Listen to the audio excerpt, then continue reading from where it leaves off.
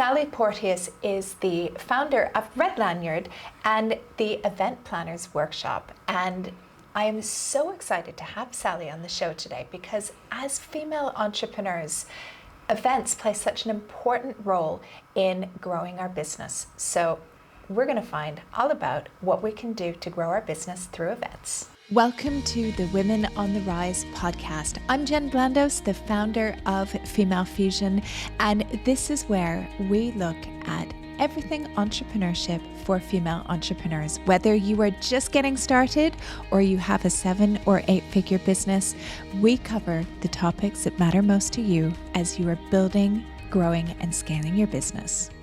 Welcome to the podcast, Sally. Thank you, Jen. It's an absolute pleasure to be here and I'm really honoured. Thank you. Well, it's so great to be here in Australia for Female Fusion, and I am so excited to hear all about events from you because events are such a big thing for female entrepreneurs. I would love to know, before we dive into that, what made you get into the world of event organisation? The exciting thing about that is you don't realise you're in it until eventually you do something that other people find really hard and you found it really easily and you go, oh, this is a thing.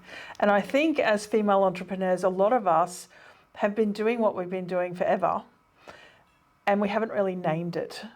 And that's kind of my journey. I've been doing events since I started work. But I didn't know that's what I was doing because I didn't learn that at school. I didn't learn this as a profession. So I've been in the music industry, I've been in the real estate industry, I've been in public transport, I've been in every construction industry for a long time. In every place that I've worked, if I reflect back, I have been the event organiser in every place that I've worked. Isn't that interesting? Yeah. Because it is, I mean, now in university you can do degrees on event organisation, which goes to show how important it is as a practice. Yeah. But back then, I mean, same thing, my initial field of work was PR and communications. There were no degrees for that. I had a degree in politics. Yes, yeah. So for female entrepreneurs, organising events can be quite an important thing to have in their business, but I think sometimes you don't know what you don't know. What do you find are the biggest challenges that people come up against when they're organising events? Confidence is one thing, that people think they're not capable or they think they don't know enough, or they think, well, I can only stand on other people's stages. I couldn't possibly create my own event, because they have a vision of what they've seen before or what they've been to before, which is commonly a large event, a large conference, someone highly confident on stage with a big audience in front of them. You don't need to start there. You need to start at the beginning. So what would work well for a first event then? Yeah. What's comfortable for you? And this is what I love. If you think about the audience and what it is you want to share with that audience, if you start there, who it is that you want to serve and why you want to serve them and what you want to share with them. I have this lovely little framework that it's a little 4-part framework that you can answer a few questions that will help you decide. Well, first of all, it helps you define who it is that you want to serve and what you want to serve them with. But then you start to think about, well, what environment does that look like? And I often talk about, it's not about the number of people in the room, but the quality of the people in the room. So don't try and fill the room. Don't pick a venue and try and fill it and then work backwards from there. You don't want to do that. It's such a common thing though, isn't it? It is. And I see this as well in Female Fusion with some of our members, that they'll look and go, where's the best venue? How can I get the best gifts? And not think about that end result first and work backwards. How do you want to feel? Yeah. And how do you want your guests to feel? That's the number one, start there. And if you keep that in your heart, in your mind the whole way through, you can't go wrong. You really can't go wrong. So the size of what you're doing can be 10 people, can be 5 people, can be 2 people. An event is a gathering of people. Do you know, when you were saying this, it made me think of my very first business and how I grew my very first business. I went to Prague in the Czech Republic, so my business was in London. Yeah. And at that time, there were a number of countries within the European, who were joining the European Union.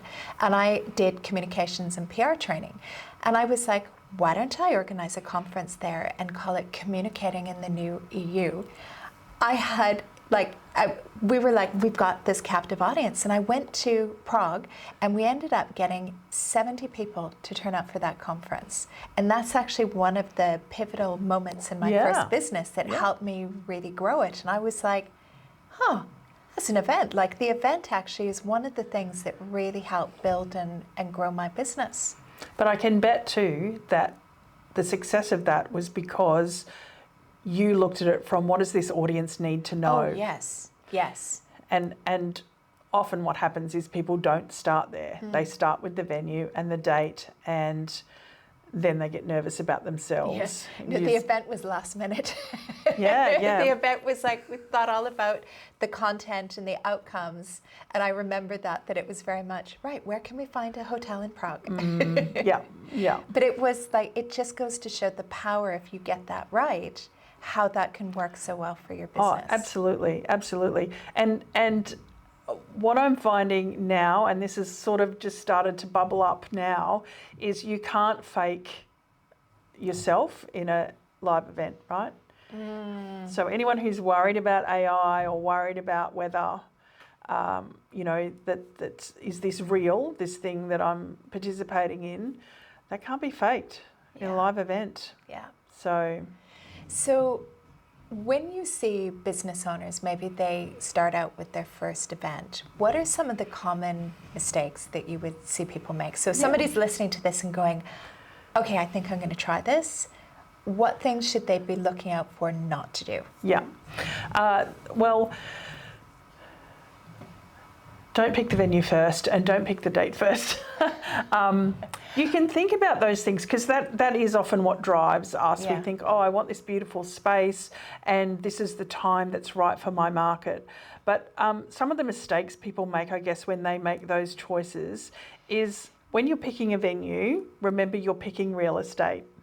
And you are going to spend money on this real estate. Now, you wouldn't buy a house sight unseen, no conversation, from a website. But people do it. They do it. They do it. I know they do it. Yeah. But if you're going to invest in booking a venue, it's not difficult to, even if you can't get there, if it's in another country or another place, you can get in touch with them and just ask them to walk around with their phone. Yeah. Even if you have that virtual tour to get a sense of things. But not even their virtual tour on their website, because they will always show you the best you'll see the good parts. stuff. You're like, I want to see the corner over there. So don't be afraid to ring them and speak to the business development manager and say, look, I just really want you to walk through the room for me so I can get a feel for what this space is like. For me, events is all about how you feel and how your audience feels. Otherwise, we could just all be on TV. Yeah. Like, we don't need to be face to face. The second thing that people often forget about is what else is happening on the date that you want to do it for your audience. Yeah. So not even just major events and that kind of thing. Look at who it is that you want to attract to your event and make sure you're not competing against another conference, for example, or if mums are your audience or parents are your audience, is it school holidays? Should it be morning? Should it be nighttime? Is there some global event going on that you need to be aware of? So there's two ways to look at that. One is making sure you avoid some of those times, but the thing a lot of people don't think about is leveraging off them as well. So if you've got say you're in education and the major education conference for your region is on this particular weekend, right, and you're in the education sector but not quite what's happening in that conference, put a side event on, put a little fringe event on, because you've already got a huge market in your region. So that's a couple of things that... Yeah.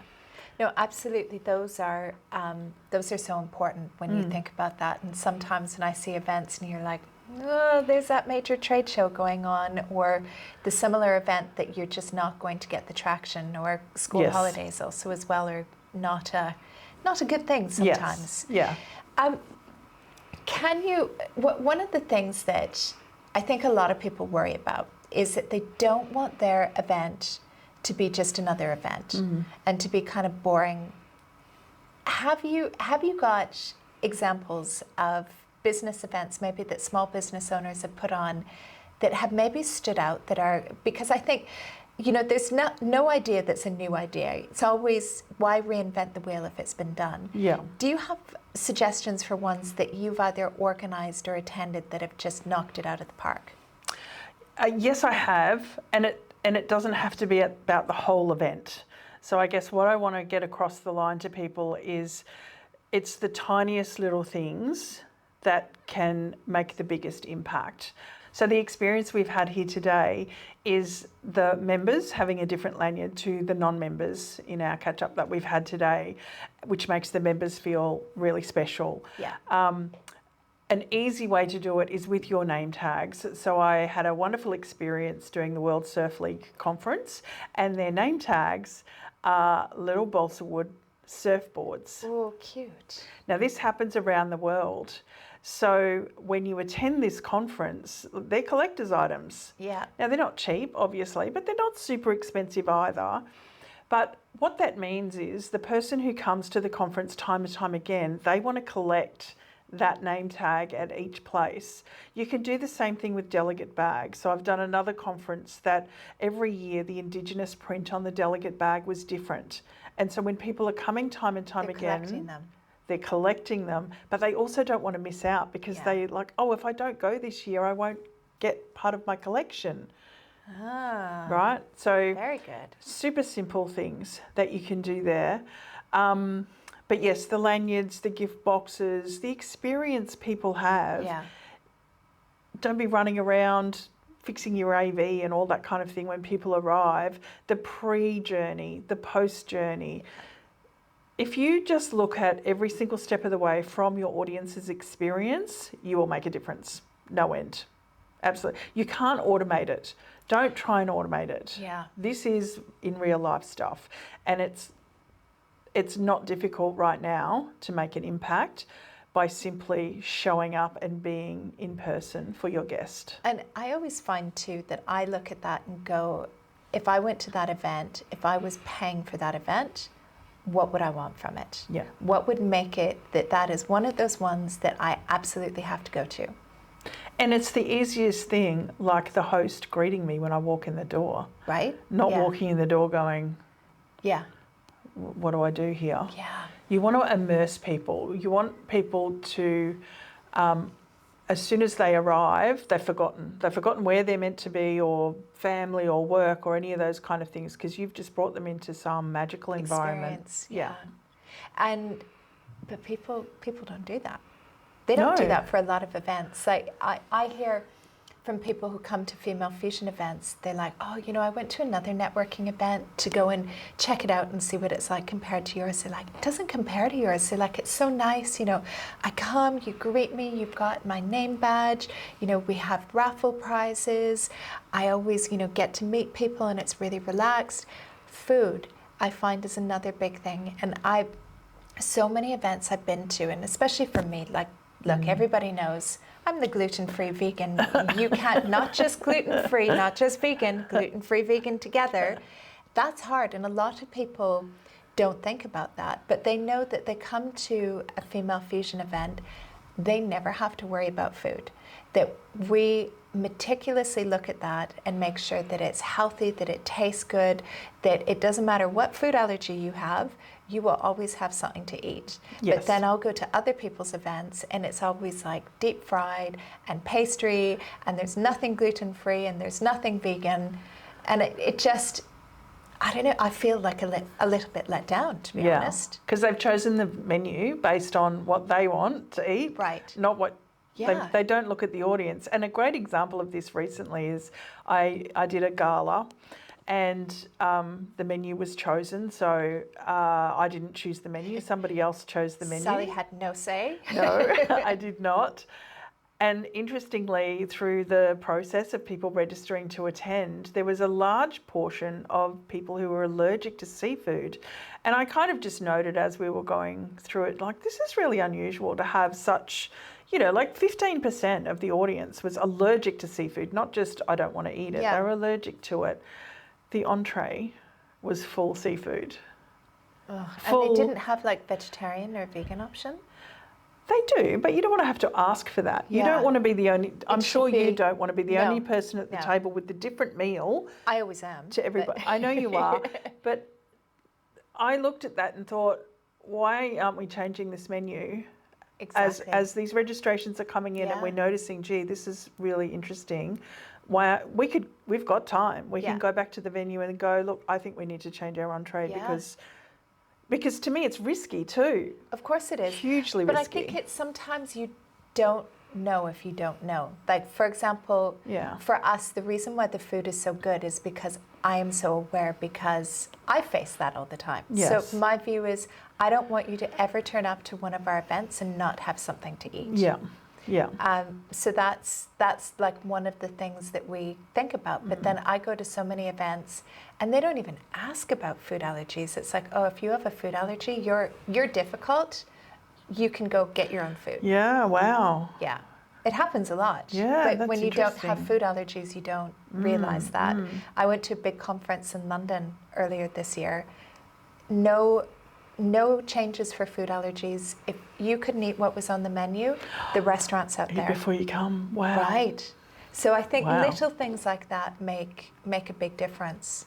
Yes, and if you do it early, you can change your Of menu. course. So don't think that just because you've told the venue, here's my selection, that you Yeah. can't change that. Yeah. You can change that probably 14 days beforehand. Yeah. Later than that, it gets a bit more difficult because they will have ordered and the prepped food. and all the rest of it. But Yeah. up until then, yeah, it's not difficult. And then what about when you have a business event, how important is networking and building that in? Do you need to have considerations for that? Yes, absolutely. People, so yes and no. So yes, you need to have it in there, but in your programming, something that I've done a bit of market research in this, and there's a lot more introverts in the world than possibly were, but there's a lot more people who want to get out and about. And so in my processes, what I've worked out is that people, they like the networking, but they like to have some sort of activity, a presentation or something in between, so they can have a break for a minute, so they can stop talking to people. So you've got to try and service all of the personality types in the Yes. room, right? So you've got a bunch of introverts, you've got a bunch of extroverts, and you've got people that just kind of want to hide in the background. Yeah. So I've found, the perfect model is networking, some kind of presentation, and then some networking again. And so the beginning allows for the extroverts to come in and go, Yeah. oh, hey, I'm here, that's me. I'm Yeah. chatting to everyone, kissing everyone. But then the introverts need a break from that. Of course they do. And they want to just sit down and just listen for a minute. They don't want to have to participate. They just want to hear someone talk. But then it gives them a great opportunity afterwards to have something to talk about. So the really shy people in the room Then who you are can- scared to death. Then you can be like, oh, hey, what did you think of that presentation? Yeah. So when you're thinking good about your point. programming, think about, the top 4 personality types, I guess, Yeah. and make sure that you have built some period of time in your event to accommodate and allow for them to have the same experience as everyone else. And how long do you give people for networking? Like, what's the ideal amount of time for a break? 45 minutes 45 minutes. or less. Okay. Yes. So 20, 30 minutes, does Yes. that work as well? Yes. Okay. Yeah, indeed. Indeed. One thing I have people say to me sometimes is that they, especially the really shy or the introverted people, that they're like, I wanted you to facilitate a way to make it easier for me to network. Have you come up with like any things that you can do that? Because I've been asked sometimes like, oh, could you do speed networking? And I always kind of feel speed networking is a little bit awkward. Yes. That doesn't serve everyone in the room. Right. So if you can do it, and it depends on the size of your event and how well you know your audience, Yeah. and you can get to know your audience really well. My favourite events, and I do this myself, is I take time to look at who's coming. Who are they? I might go look at them on LinkedIn. I might pick a few people out, and I get to know who they are, what they do. And then when they arrive, and I love this because it's happened to me only with one other event organiser in the past, I will introduce you to people. Yeah. When you arrive, I'll be like, oh, Jen, you really need to meet this person. And I will take you and I will personally introduce you. It's so important, right? Yeah. Especially like if it's somebody who is quite shy or who hasn't met people before. Yes. And I talked to the team about that for our events, that's kind of part of the whole process, that if I'm not available because there's only so much of Jen that can go around, that, you know, there's They three have to other do it. people that I want you, that person's new, they've never come before, go and find our most extroverted, connected member and connect them up. Yes. Because then that member will be the one who'll be like, oh, let me introduce you to this person and that person. Oh, your business does that. You need to meet that person. And then all of a sudden you're like, huh, Yes. that's okay. Think about the buddy system at school. Yeah. You know, look at your audience. They're your primary school kids. They're the new kids at the school. They need just one person. You don't need to introduce them to heaps of people, but you do need to help them come into the room. Because a lot of people are very scared of networking. And then sometimes people as well will turn around and walk out if they feel really uncomfortable, that it's just not their thing. Yeah, if no one's made eye contact with them, and being an extrovert, I look for those people in the room. I will scan the room and go, oh, they're still standing by themselves. me I'll go too. and find them and take them to talk to someone, because no one wants to feel like that. Of course. No, and for most people, even I think if I find it hard to walk up to a group of people and break in and say, hi, how you going? Do you mind if I join you? If that's not your jam, it'd be terrifying. Yeah. Absolutely terrifying. Now, what about, so kind of looking slightly differently to that one challenge I think people have as well is, I've got my event, I'm doing it, but how do I keep engagement going? Like, you've got the networking, but what other things can you do? Because I've been to events where sometimes they'll be like, get up, move around, dance, and people are like, oh, that's super awkward, I don't want to dance. What other, so from your professional opinion, give me some suggestions if you don't want to do the awkward dancing. What other things can you do to kind of have a bit more engagement going? Yeah. Bring other things into it. So one great event that I've been to was a business expo, but if you'd kind of done the expo part, they had a giant Lego building exercise going in the middle.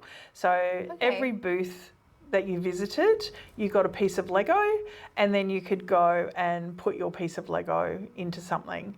So you're kind of doing something that's by yourself, but you can talk to other people about it if you like as well. Okay.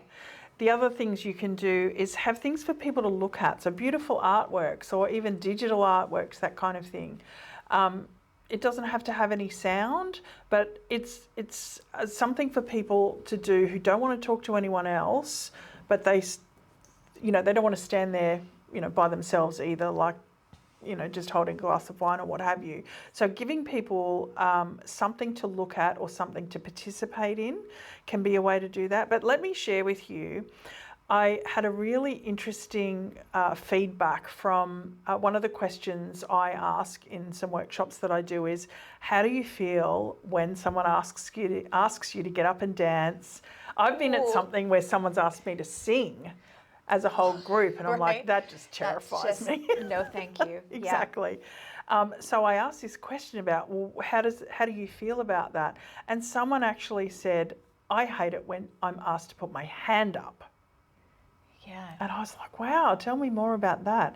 And they said, well, I don't want people to know my opinion on that. So if I keep my hand down, I'm making an opinion. If I put my hand up, I'm making an opinion. So be really conscious, I suppose, of people don't want to out themselves in situations. So keeping people engaged, I guess back to your original question, it's okay if people are just sitting on the couch talking. Engagement doesn't Totally. mean dancing around a room. Yeah. Know your audience well. And if you're in the room, just ask people, how are you feeling about our event today? Are you having a good time? Yeah. And you will know from how they answer, how quickly they answer, and their body language, whether it's for them. Because I know myself, in situations where games have been played, I can be in the best conversation with someone, and then all of a sudden someone's yelling at me from a microphone. Yeah. Okay, now everybody with red dots. I want you to go talk to everybody else with red Ew. dots. Yeah, it just And feels I'm like, a bit inauthentic, I was right? just having a great chat. I really don't want to stop this chat. Yeah. So get good at reading the room. Yeah. Get good at reading the room, reading people. You will never have red dot, blue dot in female fusion. I don't even think you would have like yoga in your chair or any of these things, because I know like you have so many different characters, right? Yeah. That you want to make sure that everybody goes in and they feel comfortable. Yeah. And the one thing that I've been learning a lot of as well is that different size events for different people. Because some people, like the extrovert in me, we have some events where there's like 150, 200 people in the room. Yeah. Our extroverts are like, this is the best thing in the world. It is so cool. And then like they will tell me that is the highlight of their week or the month best event. And then you talk to the extrovert and they were like, what sweet, sweet hell have you brought me into? Like this is horrible. Yeah. Because they're like, it's so many people. I don't know who to talk to. I would rather be somewhere with 20 people. And so that's where you were saying like the quality could be 20 people, a 20-person event can be just as impactful as the 200-person event. Exactly.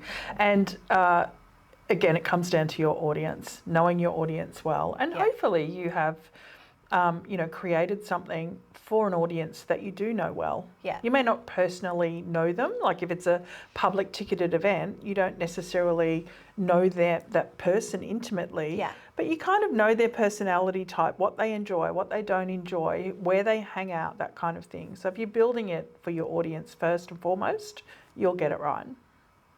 Good point.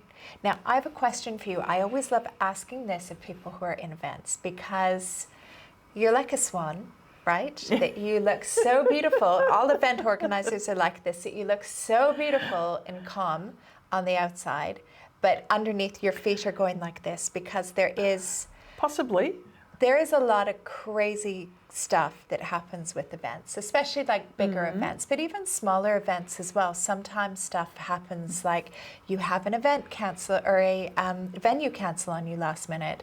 Or I had like 3 hours before we had a massive event. One of the speakers just pulled out and she just WhatsApped me and was like, oh, I'm really sorry, I'm busy now. Oh, and I was like, wow. And she's like, maybe I can speak Zoom at one in. of your events next month. I was like, never again will you ever speak at one of our events. And in the end, like, you always make stuff happen, but there are things like the speaker pulls out. Even at the Female Fusion event we had today, the AV didn't work, and I just said to Mel, I'm like, look, I'm just gonna stand up. I don't need a screen. I'll just speak and I'll riff and it'll be fine. But things like that happen. What would be your advice? Because I think that's also a fear that people have that's even preventing them. Like, I don't want to do this event because maybe my speaker is going to pull out. Yes. So I often say to people who ask me what makes a great event manager is resourcefulness and resilience. Those two things. Everything else can be taught. Resourcefulness means simply that you can figure out how to solve a problem. Sometimes problems can't be solved though, and you just have to move on. You're not saving lives. As you said, your AV doesn't work. It's you they've come to see. So just remember that. It's you invited them. They bought the ticket from you. Correct. And they want to hear you talk. So if everything else falls apart, you standing in front of your audience is all that needs to happen. Because that's who they've come to see. I see people often, if the AV doesn't work, they spend an enormous amount of time trying to fix it. they're not engaging with their audience. Their Yeah. audience have paid a ticket price or even taken time out of their day. Even Yeah. if they haven't paid, they've still paid in time and energy to come, and they're just watching you muck Yeah. around with AV. So just let it go. Do you know the thing that happens to me 25% of the time? I would say 1 event out of 4, the microphone doesn't work. Yes. No matter how many times you test it, the microphone doesn't work. Yes, yes, yes, indeed. That's probably one thing I would suggest that someone does try to fix, only because I see in a lot of events, and it happened the other night actually, I was at a networking event. The person who was about to speak was handed a microphone and they said, no, it's fine, I've got a loud voice. Oh, no. Number one, I don't want to hear you shout at me. Yeah. You can't present well Yeah. without a microphone. Yeah. So if that does happen, move closer to your audience. Yeah. If you're on stage and your audience is over there Yeah. and your microphone stops working, come down the Go stairs, and walk in between. walk through. Yeah. Yeah. Don't shout at people from stage. I know. Because that's horrible. But I find as well that it impacts your breathing. It makes it difficult to project, even no matter how loud your voice is. Do you know what I did? I bought a portable Bose speaker with 2 wireless microphones. Yes. And for most events, we That's always enough. have it. It's always like, even though, because so many times I've had, no, we have AV, it's all perfect. And then you turn up and it's not perfect. So Yes. it's much easier if you have that portable speaker with you. It is. And don't make your audience tell you they're deaf. Yeah. You know, I don't have great hearing. Yes. I don't, like you experienced today, I don't have great hearing. Yeah. So when you say I've got a loud voice, well, it mightn't be loud enough for me. So I've either got to move to the front of the room, or I've got to strain to hear you, or I've got to watch your lips really closely and carefully. I don't want that. I want to be immersed in what you're saying. You've totally lost the impact. Yeah. I'm not going to get into your story if I'm spending the whole time worrying about whether Yeah. I can hear you or I understood what you said. Make it easy. Yes. And I actually call people out at events normally. Yeah. If I'm at Good. an event publicly, I will, and someone goes, and an audience member wants to ask a question. Yeah. And if they're handed a microphone, they say, no, thank you. I'll actually put my hand up and say, excuse me, I'm sorry. I need you to I'd use the mic. appreciate if you use a microphone, please, because there's people in the room that may not be able to hear Yeah. or be hearing impaired. Yeah. They don't wear a T-shirt that says I'm hearing impaired. Yeah, I know. Yeah. And I mean, the disability conversation is a whole other piece yeah, as well. And yeah. that's so important. It's just especially caring, for though. events, right? But it's caring about your audience. Yeah. It's that simple. It doesn't have to be a complicated policy system process. But it's being aware, right? Yes. And I guess, it goes back to me having food allergies, that Yeah. I have a lot of friends with disabilities. I also, one of my kids has autism as well. And Yep. so also being aware and thinking things like, is your venue accessible by a wheelchair? Mm-hmm. Or if somebody has a broken foot or they're on crutches, like, do they have to go up crazy stairs, or is it safe? Yep. And because nobody wants to feel excluded or left out because they have to have somebody carry them to help get up somewhere, that Yep. doesn't feel good. No, exactly. And they may not want to say what it is. Of course. Yeah. They may have a temporary issue. Yeah. That, Like me, who yes, has a broken exactly. foot right now. yeah, exactly. So I want to talk to you about one other subject related to business, but separate from event organization. And you're a member of Female Fusion. We love having you Yes, in Female Fusion. I love being there. But you're in a couple of other communities Yes. as well. Sometimes I hear from people, they'll say to me, they'll be like, oh, well, I'm only going to be in Female Fusion, or I'm only going to be in this group. How does it benefit you being in a few different communities? Yeah. I hear this a lot. I hear a lot of the times people say, oh, I'm not going to get another course, or I'm not going to get another membership because I'm already in this one, already in that one. I coined a bit of a term for myself when this started to rise a little bit in me, that I'd curated my own 21st century MBA. And I looked at what I'd joined and went, well, I've got finance, I've got marketing, I've got administration, I've got legal and compliance. And I thought, wow, this is an MBA which is current. Yeah. It's right now. If I went and did an MBA now, that That would be 5 information is years so ago, old. right? Yes, Yeah. yes. And part of those educations is the cohort, right? Part of the reason you do an education is because you get the community, which today we sort of see as an online community, but it's learning by osmosis. And so the reason I'm in various different ones is because I'm in one that is where I am right now, which gives me actionable tasks for my business where it is right at this moment.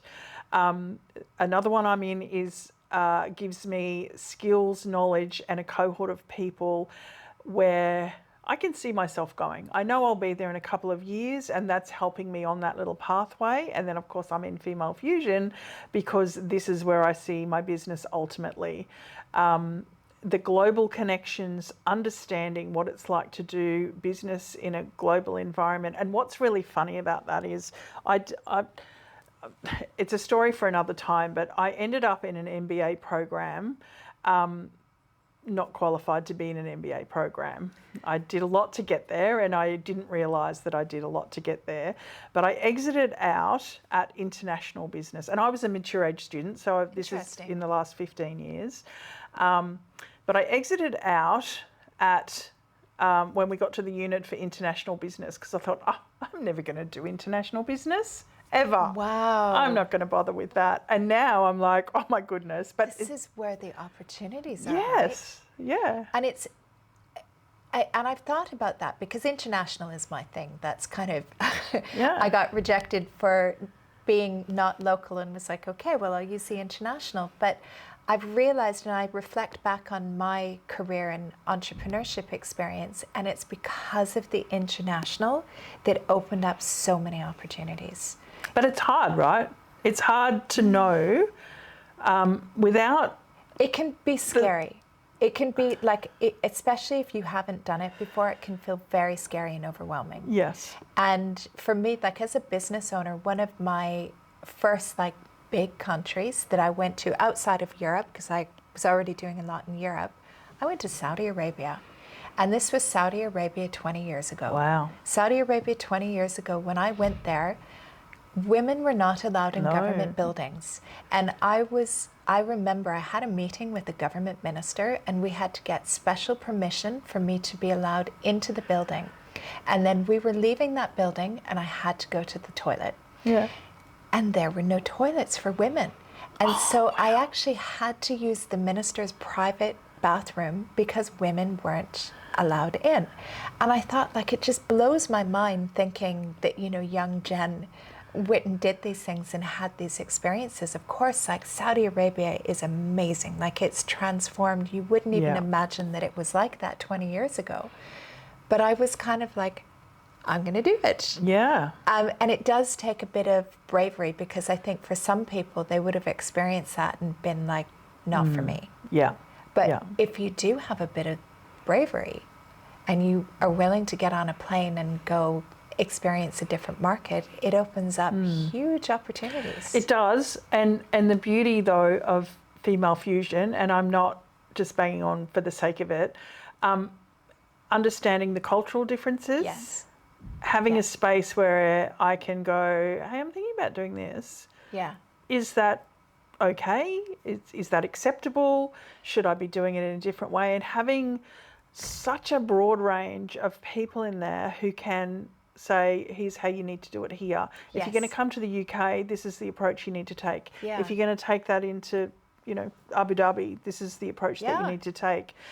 And I feel much more confident now to develop the business to go international.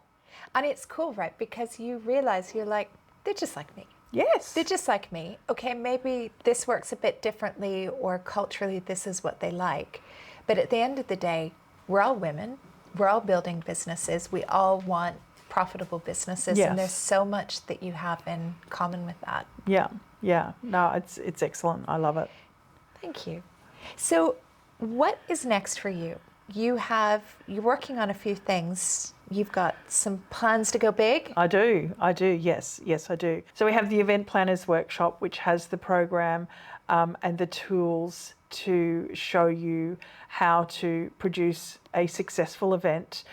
So with that, you get me essentially holding your hand and making sure that you get the people in the room that you want in the room and you don't forget anything. And it's kind of just a little confidence boost, I guess, to be able to know that you've sort of got someone in your back pocket who can help you along the way. Do you know, I don't think I know of anybody who does that. And like, I can just think right now of so many people who would need that, because people are scared of doing events. Like it's easy, but it's not easy. Yeah. Especially if you've never done it before. And like, to have that with you, wow. How many, like, how long do they have you for doing that? Is it? It depends on the type of event and their desire, I guess. So we have a 1 day and 2 day workshops. So if it's something small and not very complex and somebody just wants to get the plan down and get done, we can do that in a day. Or we can do it in a weekend.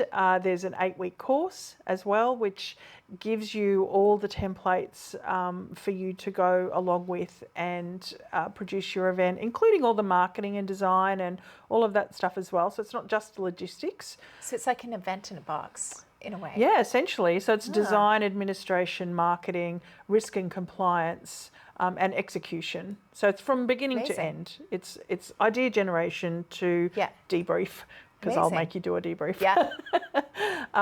So it's a 5-part system. Amazing. I guess is what we go through together. And then there's a 6-month coaching program as well. So if you want to do something that's a bit more complex, a bit more multifaceted, perhaps you've got, a series of speakers you want to bring together, or it's multi-day, higher risk, more investment, then that's a 6-month So how program. do people find out about that? Eventplannersworkshop.com.au is where you'll find all the details. That's cool. Now, one question I have for you before we end as well, that you mentioned, you were talking about how you have a process that's quite important for people to follow in their event. Do you have like a blog post or anything where people can read more about that? I do. I have a lovely free download that they can use that comes with a video that I go through with you, how to go through this process, and it's a great little feasibility type framework. So you will know whether your event has legs or is an idea worth pursuing, or it's something that you need to go back to the drawing board on. So how do we find that? That is eventplannersworkshop.com.au/idea to launch. Okay, amazing. And so we'll put that in the show notes, or if there are no show notes, depending upon where you're listening to it, you can find it on the website. Thank you, Jen. Sally, thank you so much for joining us, and I appreciate you taking the time to share your wisdom around everything events. Thank you for having me. It's been a pleasure. Thanks for listening to this week's episode of the podcast. If you want to be on top of the numbers in your business, why not download Female Fusion's SME dashboard? It is the exact dashboard that we use in Female Fusion to track all of our numbers, the financial numbers, the marketing numbers, customer service numbers. It really helps us stay on top of everything in the business. As I say, you can't grow what you don't know. So if you'd like to grab it, we've included a link in the show notes, or you can go to femalefusionnetwork.com/SME-dashboard. Now that might be a bit complicated, so just hop on over to the show notes and you can grab it from there.